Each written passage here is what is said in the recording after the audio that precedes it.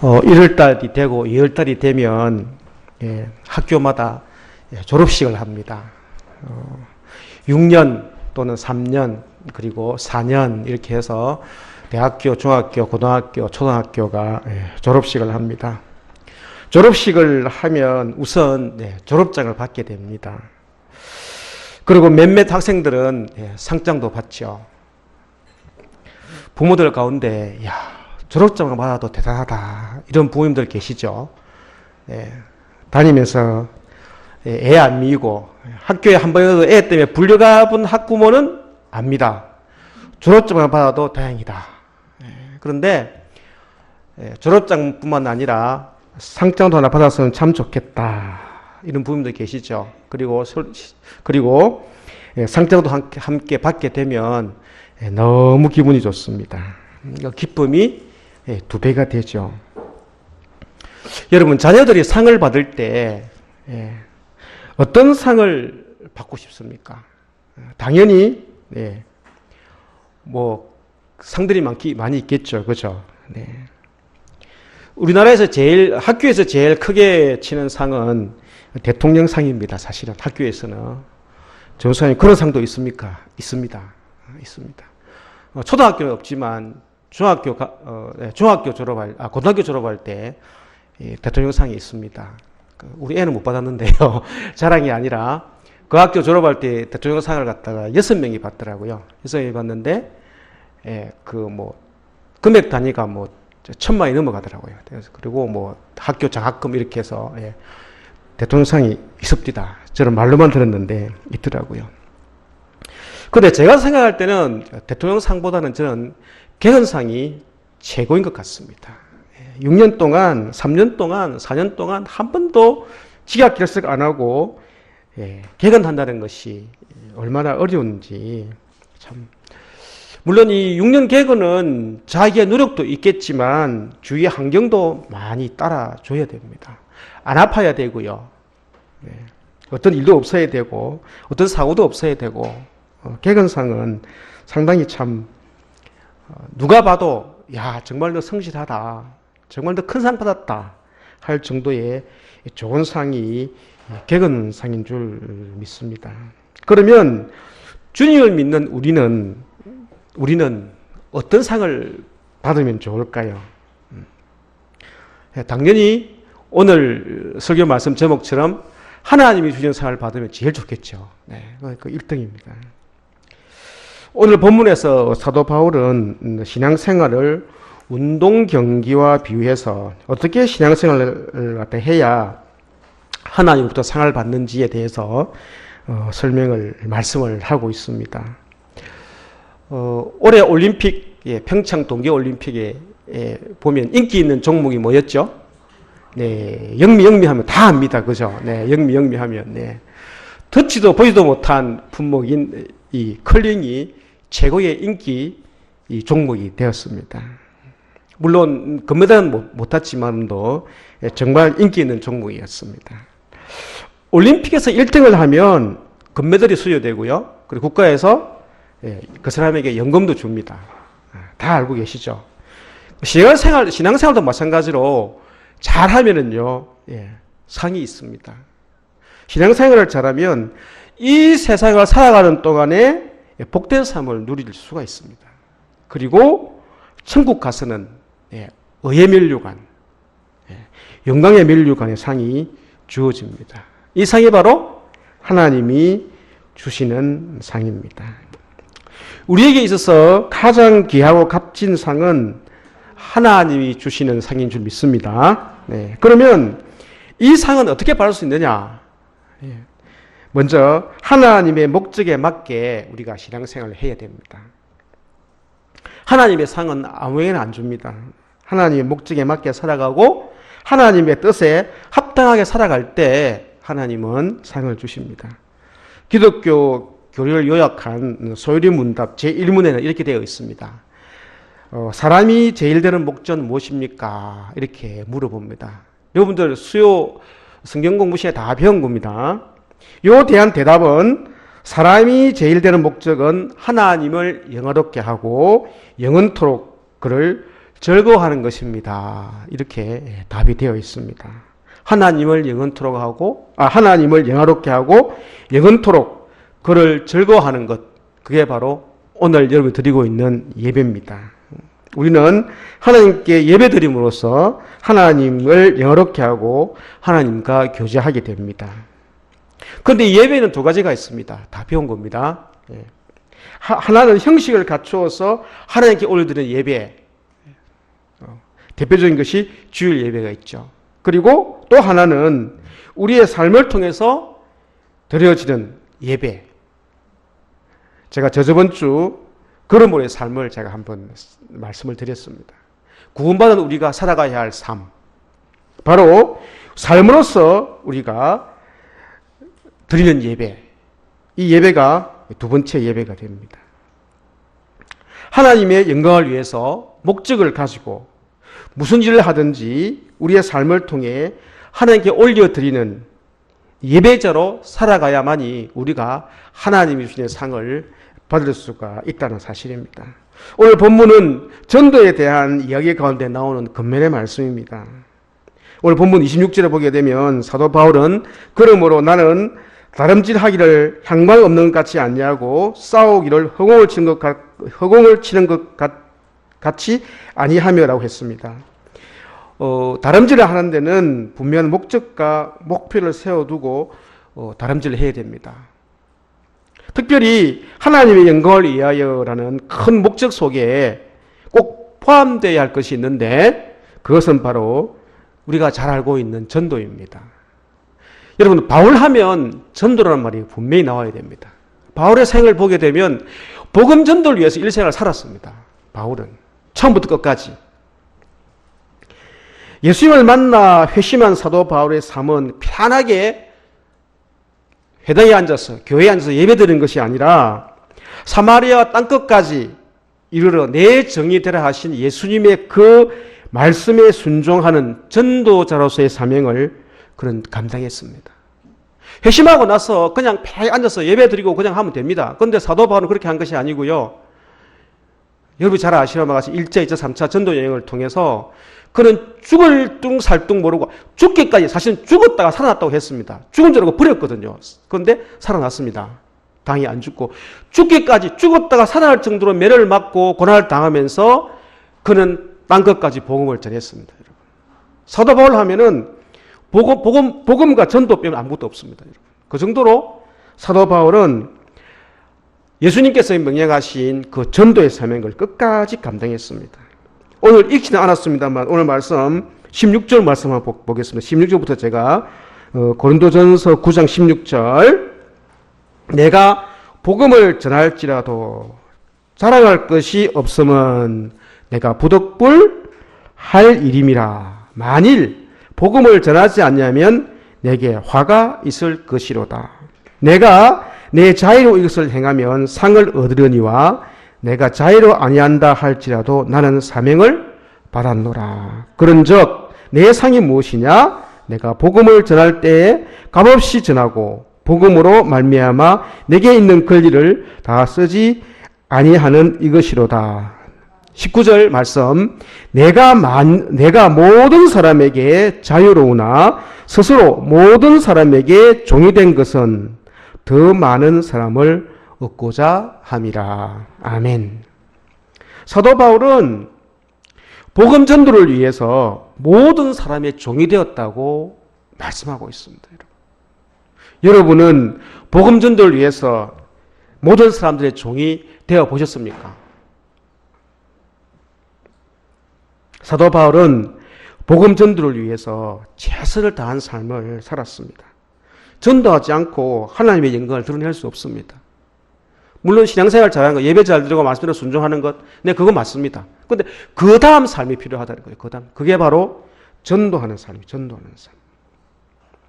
여러분들이 무슨 일을 하든지 그 궁극적인 목적에는 영혼을 구원한 일이 꼭 포함되어 있어야 됩니다.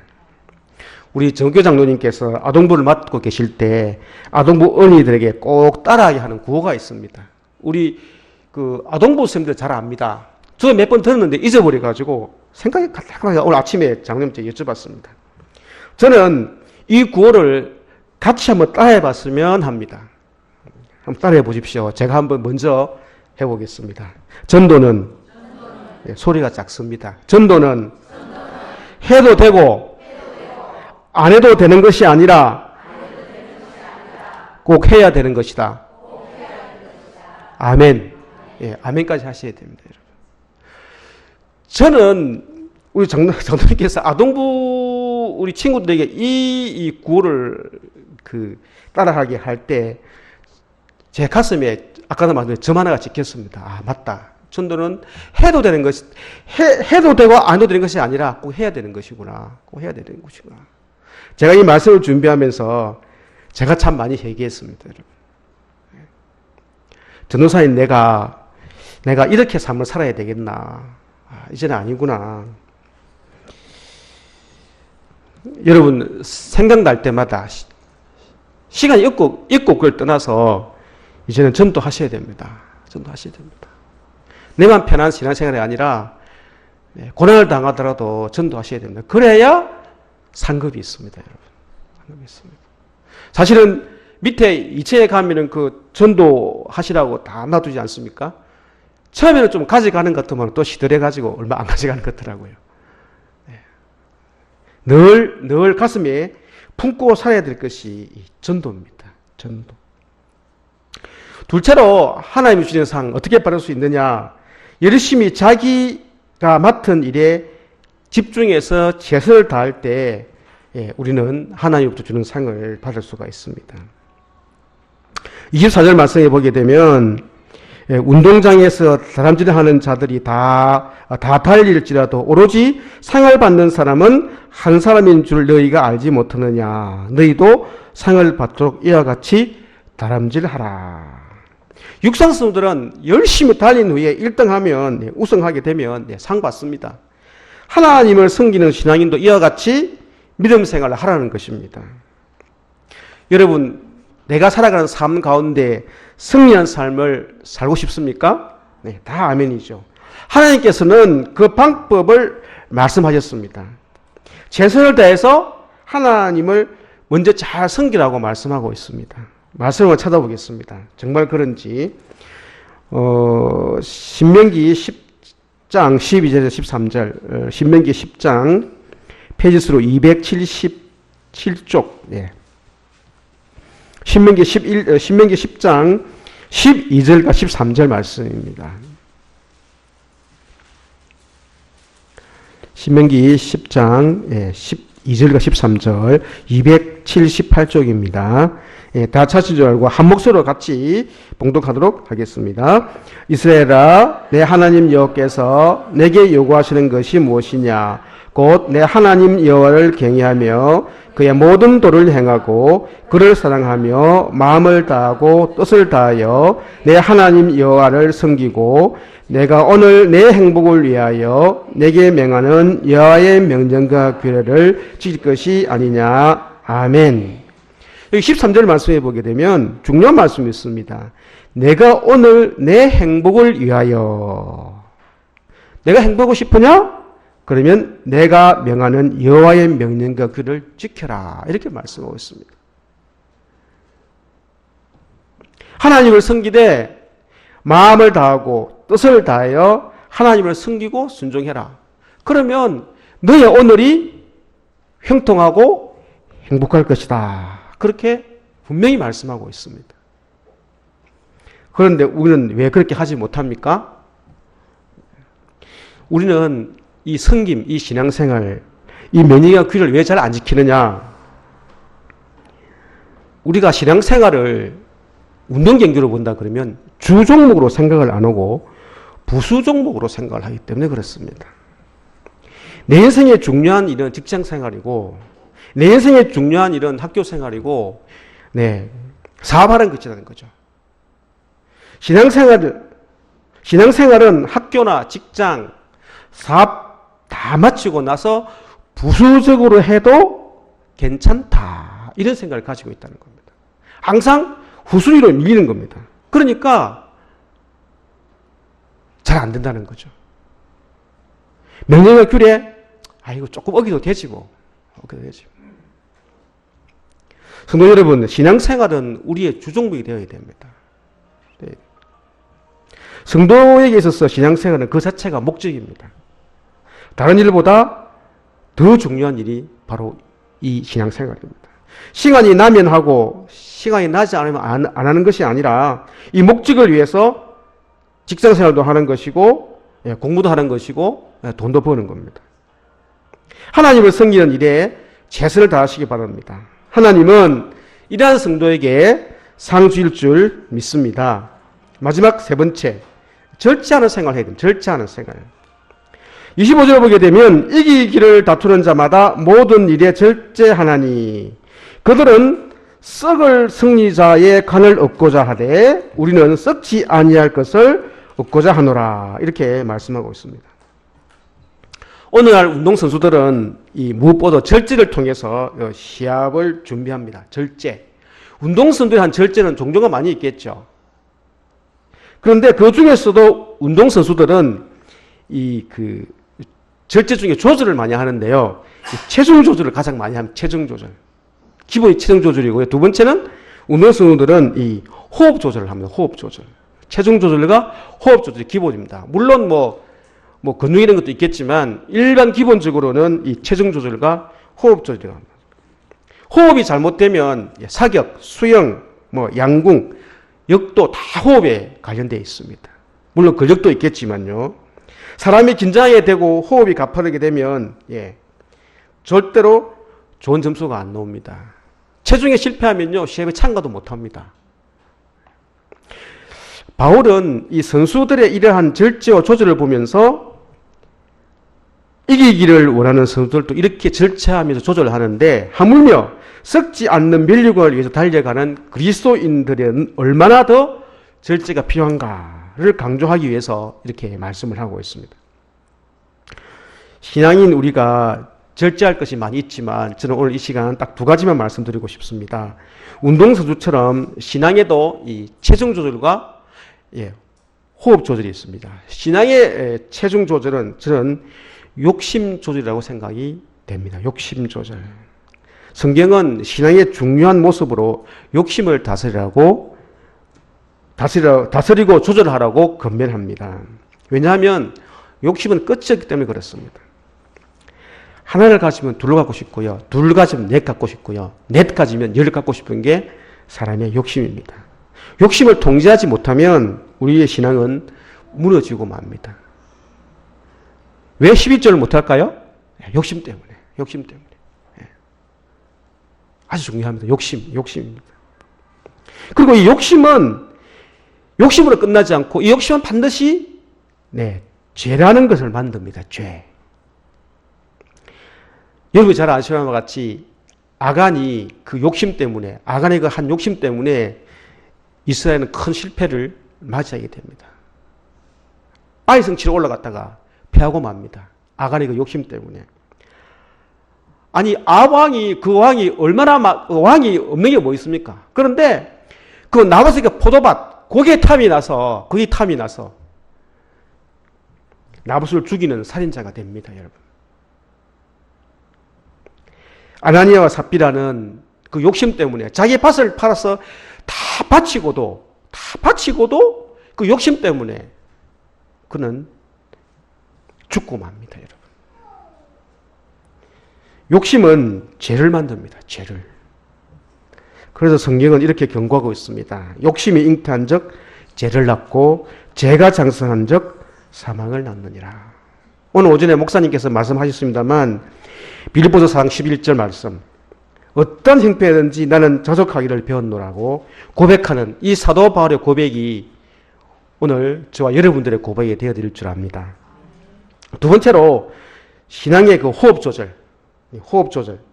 운동의 호흡 조절은 신앙에 있어서 호흡 조절로 본다 그러면 이 감정 조절이라고 생각합니다. 감정 조절. 감정은 지식과 의지와 함께 인간에게 없어서는 안 될 중요한 요소입니다. 이 감정. 그런데 사실 이 감정 조절을 못해가지고 손해보는 경우가 상당히 많죠. 정말 많이 있습니다. 이 말 한마디 잘못해가지고 팍 올라오는 것 때문에. 감정은 순간적이고 변하기 쉽기 때문에 조절이 필요합니다. 감정 조절에 실패하면 신앙생활 실패합니다. 실패합니다. 욕심을 조절하면서 자족하는 마음으로 살고 감정을 조절하면서 인격을 다듬어야 합니다. 이런 절제된 믿음의 사람으로 한평생 승리와 영예의 길로 다름질하는 저와 여러분 되시기를 주님의 이름으로 소원합니다. 말씀을 정리하겠습니다. 사도 바울은 복음을 전파하는 자신의 사명을 위해서 모든 것을 절제하여 기독교 역사상 최고의 인물이 되었습니다. 그는 주님을 위해서 절제할 것을 절제했고 주님이 맡겨준 전도의 사명을 위하여 모든 것을 분토같이 버렸습니다. 끊어버릴 것을 과감하게 끊어버리고 맡겨준 전도의 일에 집중했을 때 그는 하나님이 주시는 상을 확신할 수 있었고 그 상을 바라보며 큰 힘을 얻을 수가 있었습니다. 사랑하는 성도 여러분, 우리의 주 종목은 하나님의 영광을 위한 삶입니다. 죽어간 영혼을 살리는 일입니다. 이것이 우리의 전공이 되어야 됩니다. 초등학교 졸업할 때 상 못 받은 것 중요하지 않습니다. 중고등학교 때 상 못 받은 것 중요하지 않습니다. 하나님 나라에 가서 상 받으시면 됩니다, 여러분. 달려갈 길을 다 달려간 후에 하나님 앞에 섰을 때 하나님의 상을 다 받으시는 저와 여러분 될 수 있기를 주님의 이름으로 소원합니다. 기도드리겠습니다. 하나님 아버지, 은혜를 감사합니다. 우리는 오늘 또 무엇을 위해 달려가고 있습니까? 썩어져가는 세상 것을 위해 달려갈 것이 아니라 주님이 주시는 썩지 않는 상을 위하여 달려가는 저희들이 되게 하여 주시옵소서. 그 상을 위하여 내 몸을 쳐 복종하게 하고 많은 것을 절제하여 주님이 주신 전도의 사명을 잘 감당하여 주님 앞에 섰을 때 하나님이 주시는 상을 받는 저희들이 되게 하여 주시옵소서. 예수님의 이름으로 기도드립니다. 아멘.